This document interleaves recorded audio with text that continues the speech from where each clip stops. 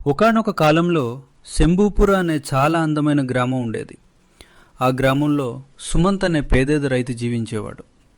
అతను తన చిన్న పొలంలో పనిచేస్తూ జీవనం సాగించేవాడు. అలాగే తన తమ్ముడు రఘును సిటీలో చదివించేవాడు. సుమంత్ రోజు మొత్తం తన చిన్న పొలంలో కష్టపడి ఎలా అయితే ఇలా ఇంటిని నడిపించేవాడు. అతని తండ్రి రతన్ సేఠ్ చాలా ధనవంతుడు. సుమంత్ తల్లి ఒక యాక్సిడెంట్లో చనిపోయింది. ఆ తర్వాత రతన్ సేఠ్ రెండో పెళ్లి చేసుకున్నాడు. రతన్ సేఠ్ తన పెద్ద భూముల్లో నుంచి సుమంత్ అతని తమ్ముడు రఘుకి కొంత భూమి ఇచ్చాడు. కానీ రతన్ సేఠ్ తన రెండో భార్య మాటలు విని సుమంత్ మరియు రఘు ఇద్దరిని ఇంటి నుంచి బయటకు పంపించాడు. ఒకరోజు సేఠ్ గారి భార్య, సేఠ్ గారు, మీరు మీ కొడుకు సుమంత్కి ఇచ్చిన పొలం చాలా బాగా పంటేస్తుందట. మీ దగ్గరున్న ల్యాండ్ అయితే పూర్తిగా యూస్లెస్ అయిపోయింది. ఆ భూమిని అతనికిచ్చి ఈ ఫర్టైల్ ల్యాండ్ మీరు తీసుకోవాలి. అయ్యో, అలా ఎలా చేస్తాం? అది వాళ్ళిద్దరి హక్కు. దాన్ని ఎలా తీసుకుంటాం? చూడండి, ఇప్పుడు సుమంత్ తన తమ్ముని చదివిస్తున్నాడు. రేపతను బాగా చదివి పెద్ద మనిషి అయితే మీ పిల్లల కంటే వాళ్ళ జీవితం చాలా బాగుంటుంది. అప్పుడైతే ఊర్లో మనల్ని ఎవ్వరూ పట్టించుకోరు. ఇతియా, ఇప్పుడు నువ్వే చెప్పు, నేనేం చేయాలి? అతనికి డబ్బు ఆశ చూపించి అతని వాటా భూమిని మీరు కొనేసుకోండి.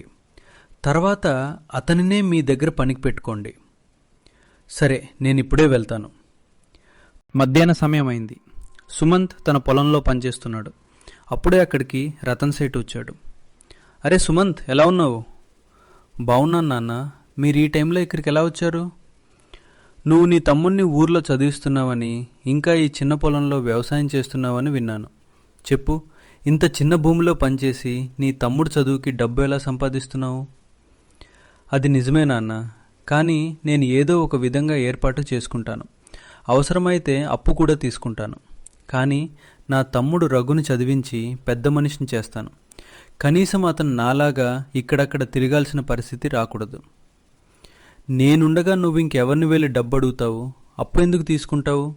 నేనున్నప్పుడు అలాంటిది జరగనివ్వను. నాన్న, మీరు ఏమి చెప్పాలనుకుంటున్నారో నాకు అర్థం కాలేదు. నేను చెప్పేదేమిటంటే, నీ తమ్ముడు చదువుకి కావాల్సిన డబ్బు నేనిస్తాను. నేనుండగా నువ్వు ఎందుకు ఇతరుల దగ్గర అడగాలి? ఎంతైనా నేను నీ తండ్రినే కదా. నాన్న, నేను ఇప్పటి వరకు మీ దగ్గరైనా ఊర్లో ఎవరి దగ్గరైనా అప్పు తీసుకోలేదు. ఇప్పుడు ఎలా తీసుకోగలను? అరే లేదు, పర్వాలేదు. నువ్వు నా కొడుకు, నన్ను నుంచి డబ్బు తీసుకో. కానీ బదులుగా నీ పొలాన్ని నా దగ్గర తాకట్టు పెట్టు, ఊరి వాళ్ళు చేసేలా. అదెలా సాధ్యం నాన్న? ఈ పొలం ఆధారంగానే నేను నా తమ్ముడు రఘును చదివిస్తున్నాను. మా ఇంటిని కూడా ఇదే నడుపుతోంది. దయచేసి నన్ను క్షమించండి. నేను ఈ భూమిని మీకు ఇవ్వలేను. నాకు పూర్తి నమ్మకం ఉంది. ఈ పొలంతోనే ఒకరోజు నా తమ్ముణ్ణి చదివించి పెద్ద మనిషిని చేస్తాను. నన్ను క్షమించండి నాన్న. ఇది విన్న రతన్లాల్ చాలా కోపంతో అక్కడి నుంచి ఇంటికి వెళ్ళిపోయాడు.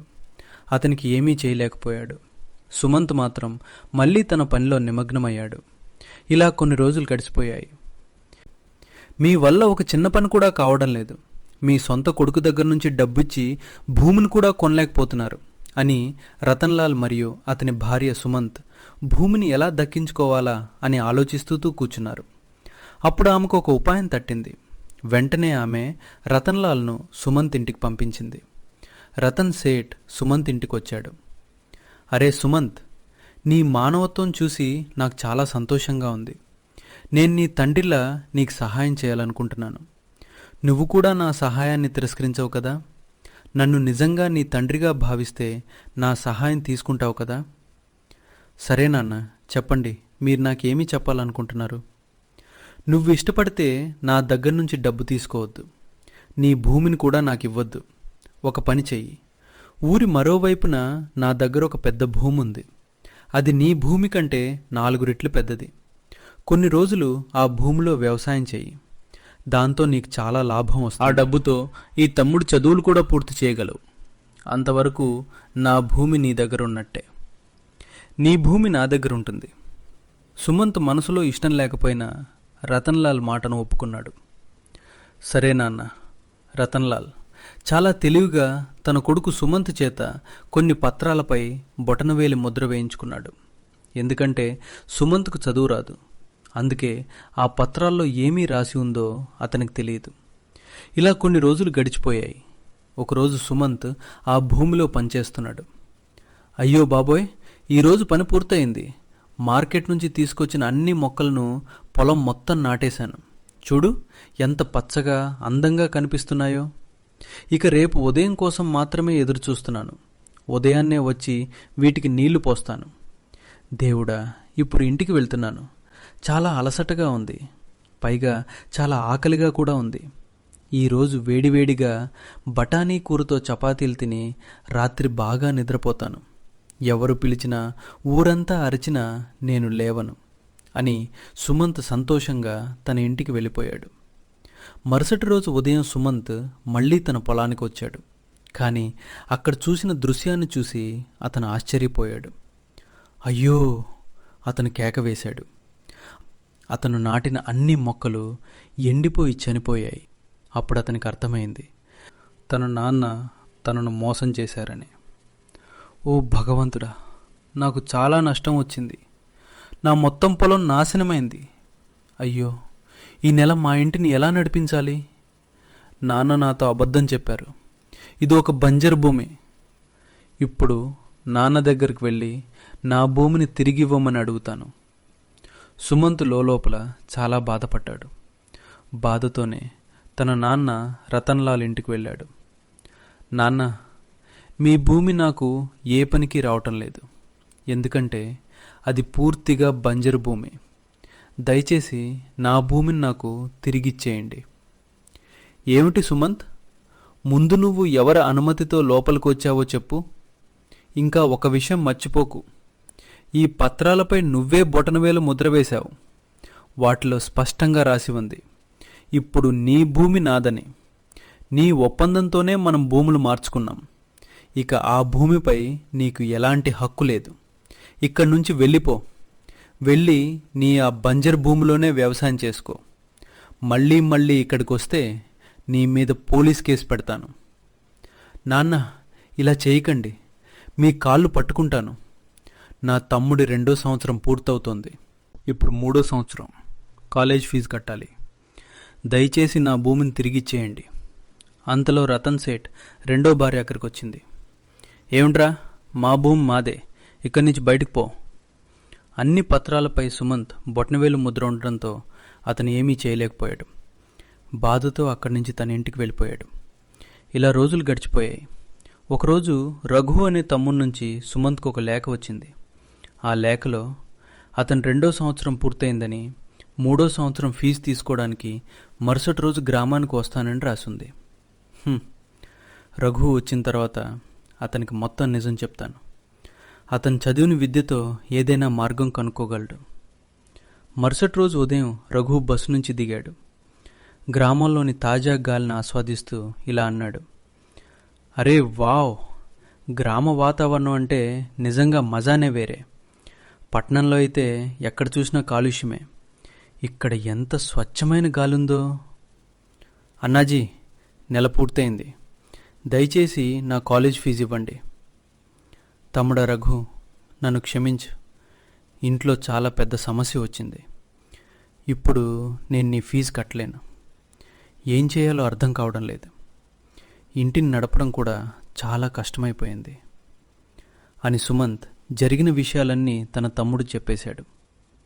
అన్నాజీ, నా దగ్గర ఒక ఉపాయం ఉంది. నేను చెప్పినట్టు మీరు చేయండి. రఘు తన ప్లాన్ మొత్తం అన్నయ్యకి చెప్పాడు. తర్వాత ఇద్దరూ రాత్రి అయ్యే వరకు ఎదురుచూశారు. రాత్రి 11 గంటలైంది. గ్రామం మొత్తం నిద్రలో ఉంది. అప్పుడు ఆ అన్నదమ్ములు ఒక్కొక్కరు ఒక్కో మట్టికుండ తీసుకుని ఇంటి నుంచి వచ్చి బయటకు వచ్చారు. తర్వాత తమ పొలం వైపు నడిచారు. పొలం దగ్గరికి వెళ్ళిన తర్వాత ఇద్దరూ ఆ కుండలను అక్కడక్కడ నేలలో పాతడం ప్రారంభించారు. ఆ కుండలను ఇద్దరూ నేలలో పాతిపెట్టేశారు. మరుసటి రోజు మొత్తం గ్రామంలో ఒక వార్త చర్చగా మారింది. సుమంత్ పొలాన్ని తతవుతున్నప్పుడు అక్కడి నుంచి బంగారంతో నిండిన 2 కుండలు దొరికాయని. అరే, ఈరోజు సుమంత్ పొలం నుంచి బంగారంతో నిండిన 2 కుండలు దొరికాయని విన్నావా? అవును బాయ్, నేను స్వయంగా చూసేందుకు వెళ్ళాను. నిజంగానే 2 కుండలు దొరికాయి. అవి బంగారు నాణేలతో నిండిపోయి ఉన్నాయి. అరే కానీ బాయ్, అది ఒక బంజరు భూమి కదా, అక్కడ ఏమీ పండేది కాదు. మరి ఇప్పుడు అక్కడ ఖజానా ఎలా దొరికింది? అరే బాయ్, ఖజానా అంటే ఇలాంటివే చోట్ల దొరుకుతుంది. ఇప్పుడు సుమంత్ ఆ బంగారు నాణేలు అమ్మేసి చాలా ధనవంతుడైపోతాడు. అతని అదృష్టమే పూర్తిగా మారిపోయింది. ఈ వార్త విని రతన్లాల్ మరియు అతని భార్య పూర్తిగా షాక్ అయ్యారు. కానీ ఎలా ఇది సాధ్యం? ఆ పనికిరాని బంజరు భూమిలో బంగారంతో నిండిన కుండలు ఎలా దొరుకుతాయి? అది రెండు అంటే ఆ భూమిలో ఇంకా ఖజానా ఉండొచ్చు. ఆ సుమంత్ అన్ని కుండలను తవ్వి తీసేలోపు నేను నా భూమిని తిరిగి తీసుకోవాలి అని రతన్లాల్ వెంటనే ఆందోళనతో సుమంత్ ఇంటికి వెళ్ళాడు. అరే బిడ్డా సుమంత్, నాకు నా భూమి తిరిగి కావాలి. నువ్వు నా భూమిని తిరిగిచ్చేయి. నీ భూమిని నువ్వే తిరిగి తీసుకో. కానీ మనం భూములు పరస్పరం మార్చుకున్నాం కదా. ఇప్పుడు మీ భూమి నాది, నా భూమి మీదే. మీరే కదా నాతో ఆ పత్రాలపై బొటనవేలు ముద్ర వేయించుకున్నది. మరిప్పుడు మళ్ళీ ఆ భూమి ఎందుకు అడుగుతున్నారు? అరే నా ప్రియమైన బిడ్డ, ఆ రోజు నేను నీతో సరదాగా అలా మాట్లాడాను. నువ్వు ఆ భూమిలో కష్టపడి పంటలు పండించి నీ తమ్ముణ్ణి చదివించగలవని అనుకున్నాను. ఇదిగో చూడు, ఇవి నీ భూమి పత్రాలు. ఇప్పుడు నువ్వు నాకు నా భూమిని తిరిగిచ్చేయి. మీకు మీ భూమి తిరిగి దొరుకుతుంది, కానీ మా ఒక షరతు మీరు ఒప్పుకోవాలి. ఏమిటి షరతు? చెప్పు. అరే రఘు బిడ్డ, నీ అన్ని షరతులు నాకు ఒప్పే. నువ్వు కేవలం నా భూమిని తిరిగిచ్చేయి. మీరు మా భూమిని తిరిగి ఇవ్వాలి. అంతేకాకుండా ఆ భూమి తీసుకున్నందుకు మాకు 10 లక్షల రూపాయలు కూడా ఇవ్వాలి. అప్పుడు మాత్రమే మేము మీకు ఆ భూమిని తిరిగిస్తాం. అంతా పత్రాలపై రాతపూర్వకంగా జరగాలి. రతన్ సేఠ్ మనసులో ఇలా అనుకున్నాడు. అరే, ఈ 2 అన్నదమ్ములకు ఆ బంగారు నాణేలు అసలు విలువేమిటో తెలియదు. పాపం 1,00,000 రూపాయలకే ఆశపడుతున్నారు. మూర్ఖులు ఎక్కడి వాళ్ళో. నేనా నాణేలు అమ్మేస్తే ఒక్క రోజులోనే కోటీశ్వరుని అయిపోతాను. బిడ్డ, నీ అన్ని షరతులు నాకు ఒప్పే. రేపే నీకు డబ్బులిస్తాను. ఆ పత్రాలపై సంతకాలు కూడా చేస్తాను. మరుసటి రోజు రతన్లాల్ పత్రాలపై సంతకం చేశాడు. అంతేకాకుండా సుమంత్ ఇంటికి ఒక సూట్ కేసు నిండా 1,00,000 రూపాయలు కూడా తీసుకొచ్చి ఇచ్చాడు. అన్ని పనులు పూర్తయ్యాక రతన్లాల్ వెంటనే తన మనిషి గోవర్ధన్ తీసుకుని తన పొలానికి వెళ్ళాడు. సాయంత్రం అయిపోయింది. మొత్తం భూమిని ఎంత తవ్వించినా ఒక చిన్న బంగారు ముక్క కూడా దొరకలేదు. పనివాళ్ళు సేటింటికి వచ్చారు. ఏమయ్యా, ఏమైనా దొరికిందా? లేదు హుజూర్, నేను మొత్తం పొలాన్ని తవ్వించాను, కానీ ఇప్పటి వరకు ఏమీ దొరకలేదు. ఓ భగవంతుడా, ఇదేమైందిరా నాకు ఏమీ దొరకలేదంటే అంటే ఆ 2 అన్నదమ్ములు చాలా తెలివిగా నన్ను మోసం చేశారు. అంతేకాకుండా భూమితో పాటు నా దగ్గర నుంచి 10 లక్షలు కూడా తీసుకుపోయారు. అయ్యో, నేను పూర్తిగా నాశనమయ్యాను. అయ్యో, నేను దివాళా తీసిపోయాను అని పాపాత్ముడు రతన్లాల్ తనను తానే తిట్టుకోవడం ప్రారంభించాడు. అందుకే స్నేహితులారా, మీరందరూ చూశారు కదా, ఇతరులకు చెడు చేయాలనుకునే వారికి చివరికి చెడే జరుగుతుంది. మరియు